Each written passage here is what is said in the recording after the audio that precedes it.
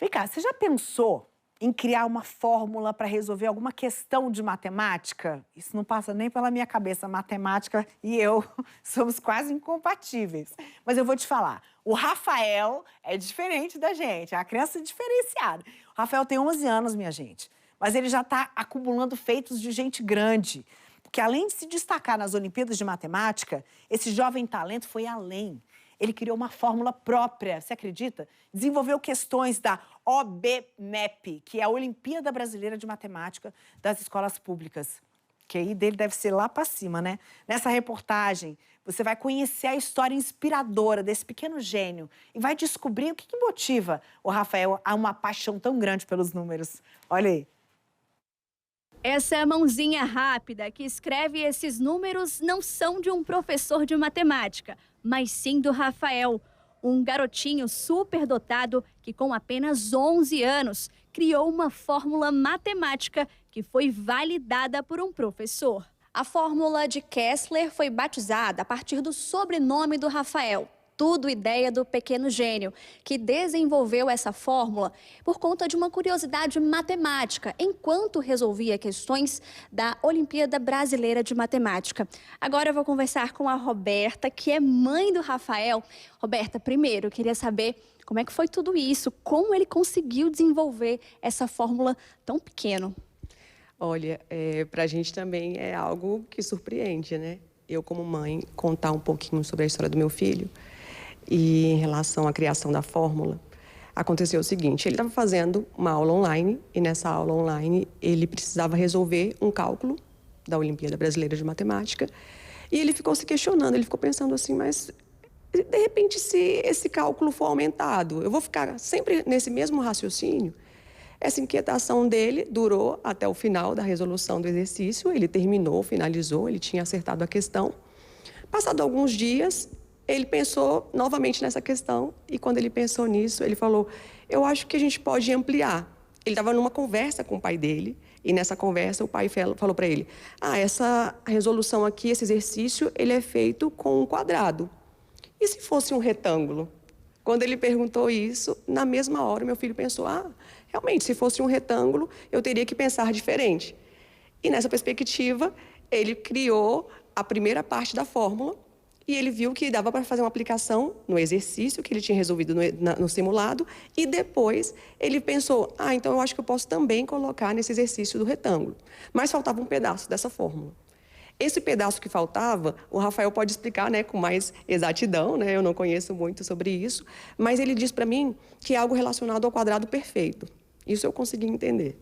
E quando ele disse isso, ele colocou em forma, né, de cálculos e de construção de X e Y, e ele viu que deu certo. E depois disso, eu vim para a escola trabalhar. E comentei com meu amigo, professor de matemática, Augusto Rung, e ele disse assim, olha, para a gente verificar se essa fórmula é válida, a gente precisa fazer um cálculo, que é chamado de cálculo por indução. E a partir desse cálculo, a gente consegue comprovar se realmente a fórmula do Rafael é aplicável. Perfeito. E, Roberta, essa não é a primeira vez, né, que ele desenvolve, cria alguma coisa nova. Mas antes disso, de falar das outras criações do Rafael, eu queria que você falasse um pouquinho de como é que foi o desenvolvimento dele desde criança. Quando é que você percebeu que o Rafael era um garoto superdotado? Eu percebi com 5 anos de idade. Por quê? Porque o Rafael aprendeu a ler sozinho. Ele jogava um jogo chamado Stardew Valley. E nesse jogo tem muitas falas, tem um diálogo assim super extenso. A gente começou lendo para ele. Só que em alguns momentos você está fazendo tarefas, né, fazendo outras coisas e não dava para a gente ler. E eu falei, filho, a gente não consegue ficar lendo para você o tempo todo. Quando a mamãe conseguir, a gente vai ler. Para quê? Foi o suficiente, né? Eu acho que incentivou, motivou.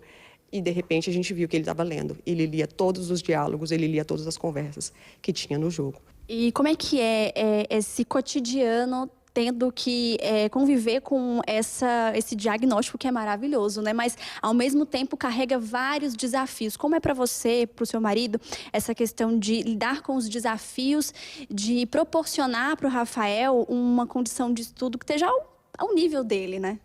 Para a gente é algo que é um desafio, realmente, né? Como você disse, porque o Rafael ele traz para mim vários bilhetinhos. Ele se comunica comigo com alguns bilhetinhos. E esses bilhetinhos são um pouco intrigantes, porque às vezes ele traz uma língua diferente, às vezes ele traz um cálculo diferente.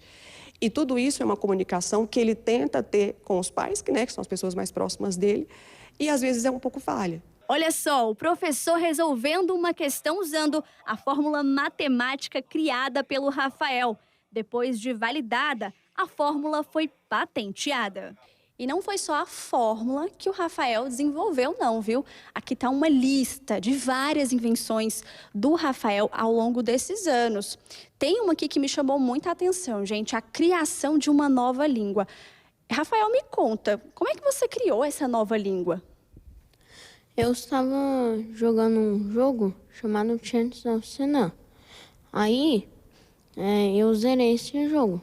E eu vi que esse jogo tinha 5 línguas diferentes que foram criadas.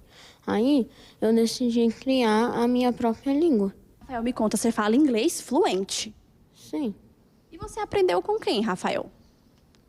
Eu assisti alguns vídeos na internet, no YouTube. Aí eu fui aprendendo a falar inglês. E para finalizar, é claro que eu quero que ele fale sobre a fórmula dele, fórmula de Kessler. Rafael, outra curiosidade, você adora matemática, né? Sim. E como é que foi criar a sua própria fórmula? Eu estava fazendo a prova da UBMEP de 2022. Aí apareceu a questão que estava lá. Eu estava lá resolvendo e eu vi que era uma fórmula para resolver essa questão. Que legal. E o que você acha assim no futuro? O que mais você quer criar?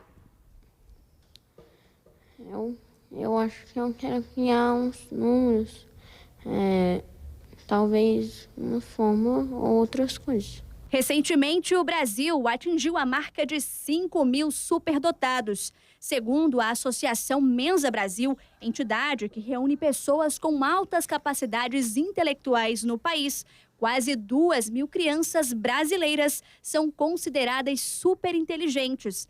Algo raro, especialmente na idade do Rafael. O Rafael foi descoberto, nessa questão de resolver questões, questão de se envolver com a Olimpíada, mas o Brasil tem muitos talentos que precisam ainda ser descobertos. É claro que nesse grau, da fórmula que ele desenvolveu é algo bem avançado, é algo muito interessante. E se engana quem pensa que matemática só serve para resolver cálculos dentro da sala de aula. Tem várias áreas, a gente não pararia de falar aqui, mas eu ressalto o seguinte, a questão da aplicação no orçamento. No orçamento das famílias, a própria questão que tem sido levantada muito de educar em finanças, os jovens, para eles aprenderem a poupar, para fazer a sua própria aposentadoria, ter uma vida mais tranquila. Então, essa questão é preponderante.